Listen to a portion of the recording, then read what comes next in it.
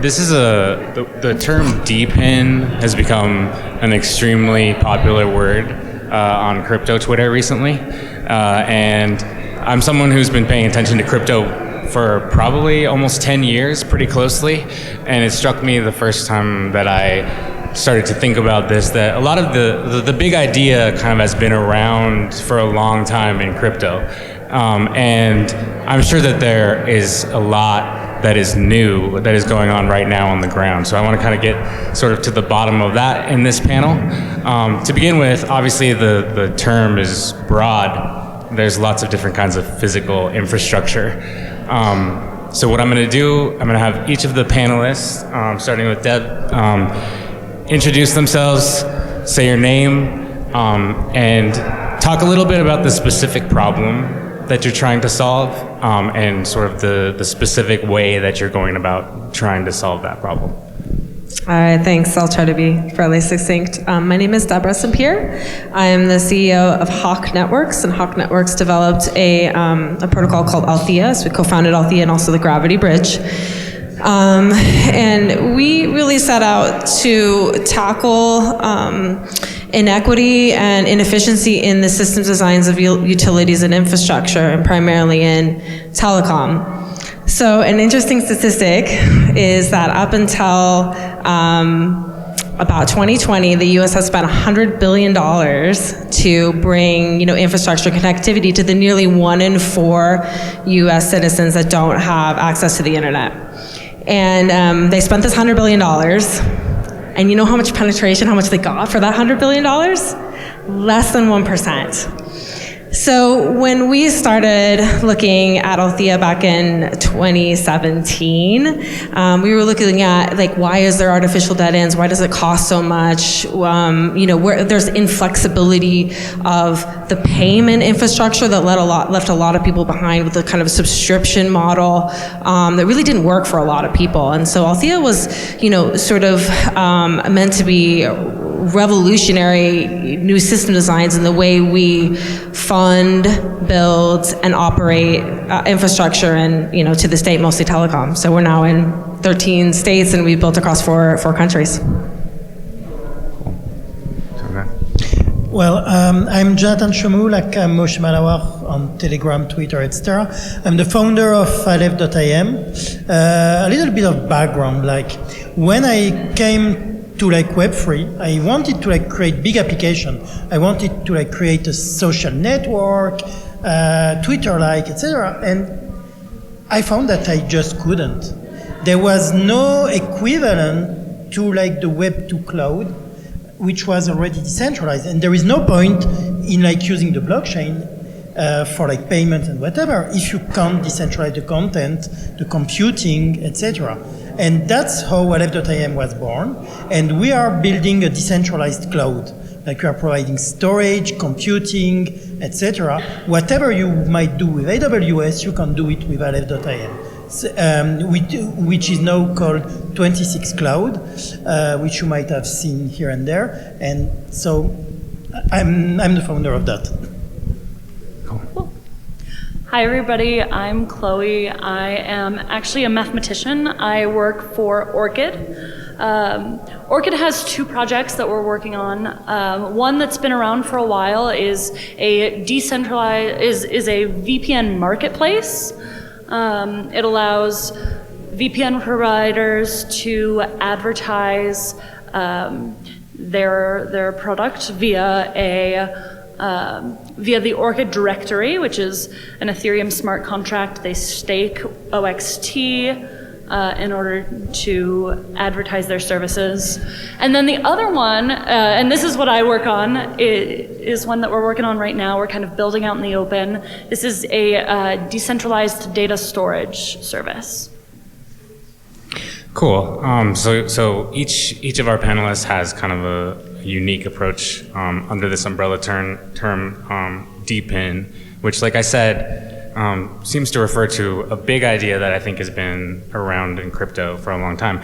And I think every time someone has explained a DePIN, I guess, scheme, for lack of a better term, it's made perfect sense to me logically, in the abstract. But this is a conversation about mainstream adoption. And so where is the rubber meeting the road is my question. I want each of the panelists to address this, maybe in the context of their own projects. How are people actually using what you're building? I'm not sure exactly where to start. I started with Deb last time, so let's just do that. So the question is, how are people interacting with? Yeah, where's the rubber meeting the road? What's a good example of the way that people are using your technology? And this is like normies using them, not crypto people, because we're talking about mainstream adoption. Yeah, and I think that's one of the really exciting things about the way that Althea, or our team, really approached the problem. Instead of kind of going out there and building a blockchain and then seeing how we could fit it in with normal people or for how people would use it, we brought the technology to people day one. So 6 years ago, we started to build these networks throughout, in Oregon and in places where, the internet was very challenging to get, where providers were having a hard time. And so in places like Warner Valley, Oregon, where they had no connectivity at all, people were dying because they had lack of cell phone access. Unfortunately, someone before we got there had fallen underneath their tractor, had no way to call out, and had passed away. I mean, these connectivity problems are huge. There's a little one-room schoolhouse. They had a one-room schoolhouse in Plush, Oregon, and a one-room schoolhouse in Adel, and Miss Luann would call up Miss Stacy and say, "Hey, turn off the internet because I need it for my schoolroom," because they had literally kilobits of internet. And so when we built back in 2020, we built sort of distributed wireless infrastructure across that community, and then people prepay into the system just using a normal debit card, and then we sort of abstract away how the blockchain interacts, and then the different routers and pieces of infrastructure in that community pay each other a revenue share in dollars automatically. So you'll see kind of the credit go up in your router, or as you use the system, the credit goes down. So it enabled, I think about 90% of that community uses the Althea network even to this day. So it's been about 4 years since that network was built. So, and we've done that, of course, across the US, and also helping many enterprises understand how they can build a network themselves and offset a lot of their public infrastructure costs. Jonathan? Well, I think that a good way that people are using Aleph.im 26 Cloud currently is if you look at the latest trend, which is AI. When you think about AI, you think about big GPU farms, etc., which is quite power intensive too. When you make it decentralized, like when you make the actual model run on a cloud that is distributed, and you optimize it for like lower energy consumption and for CPU, etc., you can get some kind of a decentralized cloud that can run models, which becomes a decentralized AI. And there is Liberty, which is actually a very cool AI project that allows you to like go on chat.liberty.io and like just chat with an open source LLM, just like you would with ChatGPT, but it's totally decentralized. No one can see what you are discussing with the model. You can end up on a computer anywhere on the network randomly, and it will just load your model, start inference, which is text generation, and get the result back to like the user. And then doing that, you can just remove the whole centralization and really problematic data leak point of AI today, which is kind of exciting, and it's also mass adoption for AI if people start using that. Chloe? Yeah, so one of the things that you're going to need to think about if you really want mass adoption of these decentralized physical infrastructure is you're going to need to think about trust. Suddenly, people are using this physical infrastructure from people that they don't know, from companies that they might not trust. And so you're going to need to deal with that. And one of the ways that you might deal with that is through payments. So instead of paying up front for something like a subscription service to subscribe to one particular company or something like that. The idea is what if we could pay in tiny little chunks? So instead of trusting somebody with $10 a month, now I'm trusting them with fractions of pennies at a time. Okay, that's fine. If I lose a fraction of a penny, I will be okay. And so the way that we do this at Orchid is through something called nano payments. And this idea I think is so cool. So, and like I said, I'm a mathematician, so sorry, this is me getting a little nerdy. But the idea is that instead of giving you a penny, maybe what I would do is give you a 1 in 100 chance of getting $1. If you do this over and over and over again, the math works out. You're going to be making the same amount of money that you would otherwise. So this allows you to send tiny amounts of money and therefore allows you to get rid of this idea of trust. Yeah. Have you seen, what kind of a difference has that made in terms of users, like users, the number of users? Has that accelerated adoption? You know, I am sorry. I am the wrong person to ask about this because Okay. I really focus on the tech. Cool. Just to touch on the payment topic a little bit more, I get the sense that there have been some innovations sort of under the hood around payments that each of you are taking advantage of in the systems that you're building. Maybe you've learned lessons over the past few years, but I'd like each one of you to touch on that. And Chloe's already has, but just kind of piggybacking off of what she said. Yeah, I think it's so interesting that there's a lot of overlap in that approach of like system designs with microtransactions, because what happens is you can get very dynamic programmability, and then the other exciting thing is like with Althea, you bringing users back into the driver's seat and really allowing that choice and agency. Because you have that programmability, you have very flexible microtransactions. And in fact, Althea really sees itself almost like Stripe for machines. They're really just microtransactions that are very flexible and dynamic between different machines in a network. And right now it's telecom, but certainly we can think about that extending to things like decentralized energy grid, solar panels, or a variety of other types of utilities and infrastructure. We can also take the funding piece back because the microtransactions are coming back in a very liquid way, and break out how we do sharing revenue on the funding side of infrastructure as well, which is what we do with something called liquid infrastructure. But a good example of how users are benefiting from the choice that kind of programmability and flexibility gives is Althea has what we call price-aware routing protocol. So on your my.althea.net dashboard, on one side you have cost, and the other side is latency or quality.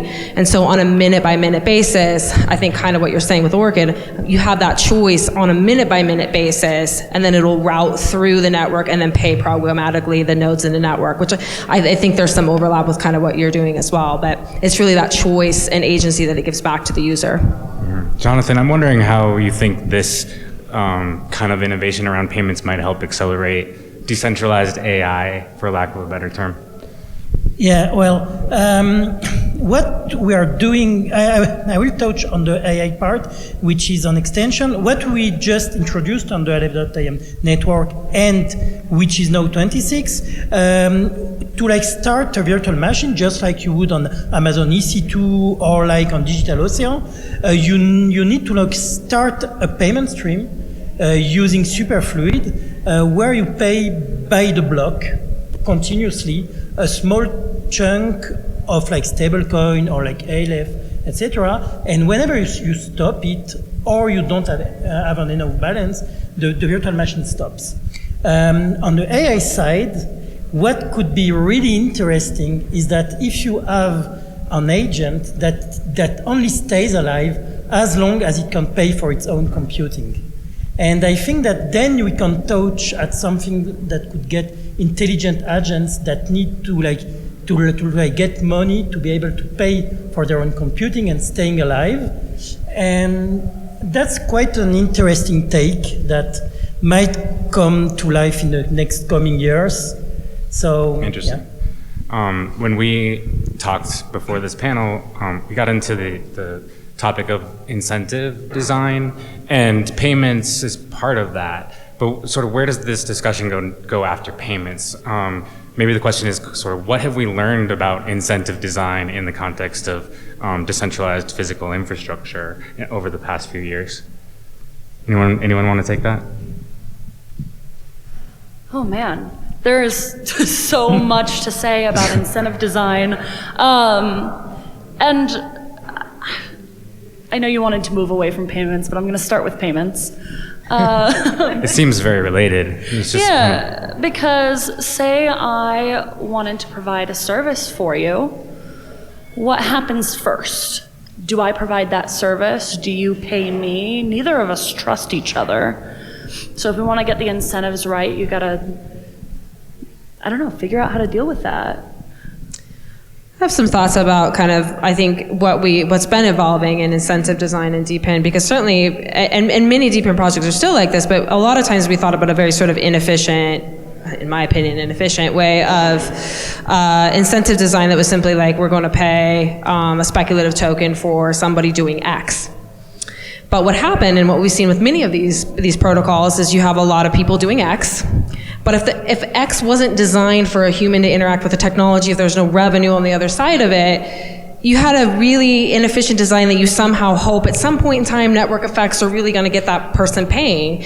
But you had networks that were spending $400 million to build networks in terms of raising investment money, and then looking at like $6K a month in revenue, right? So I mean, it is one way, and I think, but I think we've seen a lot of people kind of pulling back from that inefficiency toward directing toward a user and a provider, and aligning those two together in a more a practical way. So I think after the last bear, we've seen a lot of projects kind of come back to more of a practical implementation of decentralized node infrastructure, and less of the, hey, let's put a speculative token for a user to do X, when there wasn't necessarily going to be a revenue at the other end of it. Did you have anything to add? Well, I think that there is, to touch on the point of AI that there was before, something that is interesting is that using those kind of incentive, we can incentive things that weren't incentivized before. Like when you talk with ChatGPT, for example, you aren't paid by OpenAI, but you are still training their model. You still say this answer is good, this answer isn't. Now, if the protocol and the decentralized AI that you are using incentivizes you to say, okay, this answer is good, this answer isn't. You should have said that. You're like didn't say that. I would have expected it. And if you can get paid for that, then perhaps you could get a part of the revenue that the whole model could bring. In the future. So if we could bring incentives to something that we all work together, that can help a lot. Can I add something real quick? Sure. Yeah, so in the world of VPN service, the whole idea of being decentralized incentivizes VPN providers to act well, to provide good service, because the second they don't, the user is going to disconnect. The user is going to switch over to somebody else. And I think decentralization is a really cool way that does that. Goes back to those flexible payments. Absolutely, yeah. Yeah. Right, so we're talking about the blueprint to mainstream adoption, and we're already talking about some mainstream adoption. But what's next on the blueprint toward mainstream adoption? Are we waiting for any particular technical breakthroughs, or breakthroughs on maybe it's just the incentive side, maybe it's more of kind of an attitude change or a social breakthrough? What's next is the question. So I think this is something that I keep expecting every year is going to be more accessible. But people need to be able to use money like money, right? So, right, we do have some stable coins like USDC, USDT that are more sort of widely accepted, and there's fiat on and off ramps, but they're still a little bit clunky. But as soon as we sort of get really people can use any sort of decentralized stable coin or whatever it is, what your method of medium of choice as money to pay your bills or to go buy an apple from the grocery store, I think that's really going to help a lot of protocols when they're, paying people, when money and value is moving between things, to have that just be more accessible. And I think we're getting there. It's been slower than I thought it would be. I think that for like mass adoption to like come, people shouldn't even think that they are using Web3 stuff.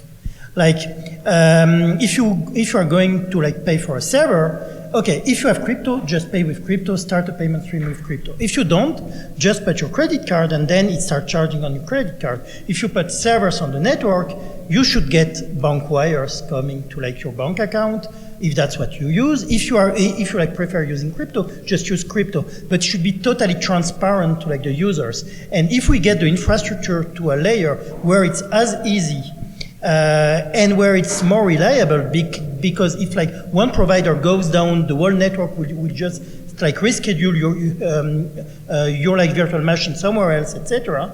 It will be more reliable, cheaper, because there is a better competition, and it's totally transparent. Then like people won't use centralized stuff like AWS in the end, and that's where we get to like mass adoption, and people won't even know that they are using crypto. Mm-hmm. Yeah, I totally agree with what you guys are saying about being able to use these technologies without knowing that you're using them. I think for mainstream adoption, we really need the big three, or maybe what I would call the big three, but bandwidth, storage, and compute.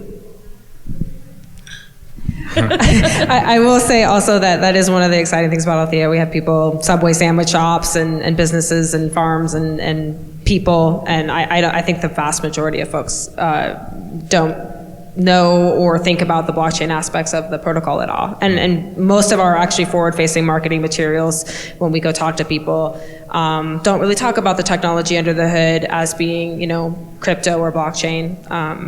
So yeah. Cool.